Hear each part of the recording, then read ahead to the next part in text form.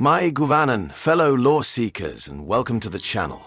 Today we voyage far beyond the breaking waves of the present, sailing into the golden age of Númenor, the proud island realm gifted to men by the Valar. But this is no ordinary history lesson. No, this is a call to heed the wisdom of one whose rule shone brightest in the west before the tide turned black, Tar Minastir, the greatest king of Númenor. In a time when pride and shadow battled for the souls of kings, Minastir stood as a beacon. By studying his reign, we uncover not only the heart of Númenórean virtue, but warnings echoing down the long ages to our own day. Let us set our sails to the year 882 of the Second Age, when Tar Minastir was born into the line of Elros, the immortal-born line of men, blessed with long life and deep insight. His name means Watcher from the Tower, and it would prove prophetic. From the heights of the great tower in Andunier to the storm-racked shores of Middle-earth, he gazed across the world with both yearning and foresight. When he came to the throne in Second Age 1731, Númenor was at a crossroads.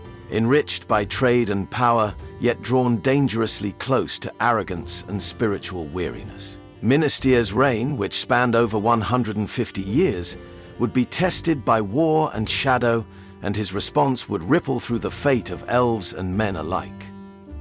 Tar Minastir's greatness was not in conquest, but in wisdom and restraint. It was during his reign that Sauron, who had long masqueraded as a bringer of gifts, launched war against the elves. The forging of the Rings of Power had already occurred, Sauron's deceit now revealed. In Second Age 1693, the war erupted. The elves of Eregion were besieged and desperate. Here, Minastir made his most defining decision: to act not for gain, but for loyalty and love. He sent an immense Númenórean fleet to aid Gil-galad, High King of the Elves, and this force shattered Sauron's armies in Eriador, driving him back in ruin. This act did not merely aid the elves, it saved Middle-earth from early dominion by the Shadow. As stated in Unfinished Tales, Tar Minastir's fleet was so vast that the might of the Númenóreans was shown then upon the earth. And yet, his was a bittersweet wisdom. Though he struck a blow against the enemy, Tar Minastir also began to feel the weight of his people's unrest. The hearts of Númenóreans yearned increasingly for immortality, and their envy of the elves grew. Minastir loved the Eldar and the Valar still, but he did not oppose the rising voices that would one day lead to defiance and ruin. He foresaw, perhaps, the tide, but did not command it to turn. In this way, his greatness also bore the mark of tragedy. He reigned during the final high tide before the shadow crept fully into Númenor's soul. He relinquished the scepter in 1873 to his son, Tar Ciriatan, a hard-hearted ruler who cared little for the Valar and even less for wisdom. Ciriatan's aggressive thirst for wealth and dominance marked the beginning of the kingdom's long fall. Thus we see a contrast arise.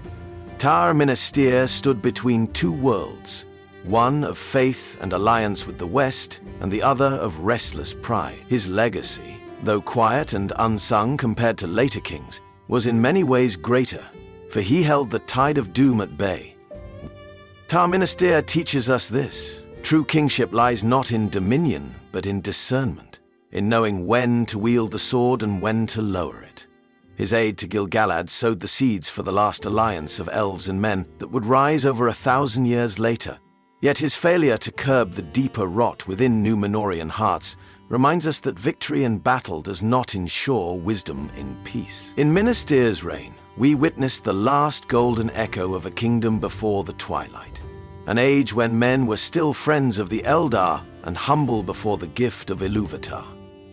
The shadow that Tar Minastir pushed back in Middle-earth was not so easily barred from the hearts of his own people. For though his mind turned often to the west, the hearts of many Númenóreans were fixed eastward, toward conquest and dominion. This tension between reverence and restlessness was the crucible in which his wisdom was forged. And here lies a truth worthy of reflection. The wisdom of Minastir was not naive. He knew his people well, He foresaw their decline, and he knew the cost of both action and silence. He was a man caught in time's bitter tide, blessed with foresight, but bound by duty to a realm drifting into pride. We must not forget that Tar-Minestir's reign directly followed the rule of Tar-Telperion, the second ruling queen, whose long years of inaction coincided with growing dissent among Númenóreans. She had refused to aid the elves in their early pleas against Sauron. Thus, when Minestir assumed the scepter, he inherited a legacy of hesitance. His great fleet, sent to Middle-earth in SA 1700, was not merely an act of alliance, it was a correction, a moral response to Númenor's failure to act. This force was so mighty that Sauron fled, abandoning his strongholds and retreating to Mordor. It was Minestir's intervention that turned the tide of that war, and had he not acted, Eriador may have fallen utterly to darkness. As recorded in unfinished tales, so great was the power and splendor of the Númenórean ships that even the host of Sauron was dismayed. And yet, his victory was not a conquest, but a defense. He did not claim land or force tribute. This distinguishes him sharply from his successors, who would later come not as allies, but as tyrants. Here lies a deep lesson. Wisdom in leadership is not the accumulation of wealth, nor the extending of borders. It is the restraint to act in defense of the just, without desire for gain. Tar-Minestir was the last ruler to send aid for friendship's sake alone. After him, even so-called alliances would be draped in chains of profit. But even within Minestir's wisdom, the seeds of sorrow were sown. For he loved the Eldar, yes, but he did not teach his people to do the same. He did not openly oppose the shifting culture of Númenor, which increasingly viewed mortality as a curse. His son, Tar-Siriaitan, would grow into a harsh man, obsessed with domination and the hoarding of wealth from Middle-earth. And Siriaitan did not wait for his father's death to claim power. He forced Tar-Minestir to yield the scepter, and though the date is recorded as SA 1873, it is said the old king lived on, long after giving up rule, a silent witness to his nation's slow unraveling. This act alone speaks volumes. For Minestir to relinquish the throne while still in full strength suggests weariness, not of body, but of spirit. Perhaps he knew that his wisdom no longer swayed the will of the nation. And herein lies one of the most tragic insights in all of Tolkien's legendarium: the loneliness of the wise. Tar-Minestir's fate mirrors that of Elendil, Galadriel, and even Gandalf in later ages, those who saw clearly the encroaching dark, but were not heeded in full. Wisdom in Middle-earth is often quiet, subtle, and sorrowed. Its voice rarely conquers the roar of ambition. As the Akallabeth records, the hearts of men were turned against the Valar and the Eldar, and in that turning, even a king as noble as Minestir could not reverse the tide. And yet, his actions bore fruit beyond his own years. The friendship he rekindled with Gil-galad ensured that when the last alliance rose in SA 3430, elves and faithful men stood united. Elendil, a descendant of the lords of Andúni, who upheld the traditions Minestir cherished, would become the banner-bearer of that legacy. The light he kindled in a fading time was not extinguished. It was carried, like a hidden ember, to Middle-earth's darkest hour. And that, perhaps, is the ultimate achievement of Tar-Minestir's wisdom. Not immediate glory, but the quiet endurance of what is right. To understand the full scope of Tar-Minestir's wisdom, we must look not only at his deeds, but at the nature of Númenórean kingship itself. The rulers of Númenor were more than monarchs. They were stewards of a divine gift. From the days of Elros, Tar-Mineth king, and son of Eärendil, each king bore a sacred duty: to balance the blessing of long life with the humility of mortality. Tar-Minestir stood near the end of this line's golden arc before the slow descent into arrogance and despair. He upheld the values of the West, yet also bore witness to the first fractures in Númenor's soul. In the time of his reign, the island realm still maintained its ritual observances. The Menel Tama, the Pillar of Heaven, still drew the king in silent reverence 3 times a year, where no word was spoken, only breath drawn into the wind as it passed from the west. It is likely that Tar Minastir, despite the rising unrest in the hearts of his people, still climbed the holy mountain in solitude. Yet perhaps, even in those hallowed moments, he felt the distance growing between himself and the nation he ruled. For though he looked westward with love, the murmurings in the cities below yearned ever more eastward for empire. This duality is what makes his kingship so poignant. In Tar Minastir, we find an image not of invincible strength or flawless virtue, but of moral endurance. He stood firm in a liminal space, faithful to the Valar, yet unable to prevent his people's turn from them. He did not seek forbidden knowledge or immortality, nor did he provoke the wrath of the powers, but neither could he turn the hearts of those who would, in time, challenge the ban of the Valar. His reign marked a final balancing point before the decline became irreversible. It is worth noting that his name, Minastir, Watcher from the Tower, implies distance, vision, and perhaps even isolation. Andúni, his likely place of origin, was the westernmost city of Númenor, its eyes always on Aman, the Undying Lands. It was a stronghold of the faithful, the Elendili, those who honored the Valar and remembered the friendship of the Eldar. From that lineage would come Amandil and Elendil, who would later defy Ar-Pharazôn and preserve the legacy of Númenor beyond its drowning. Tar Minastir, though not one of the lords of Andúni himself, was clearly shaped by their ideals. His love of the Eldar, his readiness to aid Gil-galad, and his spiritual disposition all suggest kinship in heart, if not in name. And yet, wisdom without power to act fully becomes shadowed by regret. This is where Tar Minastir's legacy becomes layered. He was not a reformer. He did not cleanse the rot at Númenor's core. Instead, he delayed it. He resisted it through deeds of courage abroad, but remained largely silent as the pride of men festered at home. In Tolkien's world, delay is not cowardice. Often it is mercy. And yet the price of inaction is always counted. When his son Tar-Kiriatan seized the scepter, it marked a transition from guardianship to domination, from humility to hubris.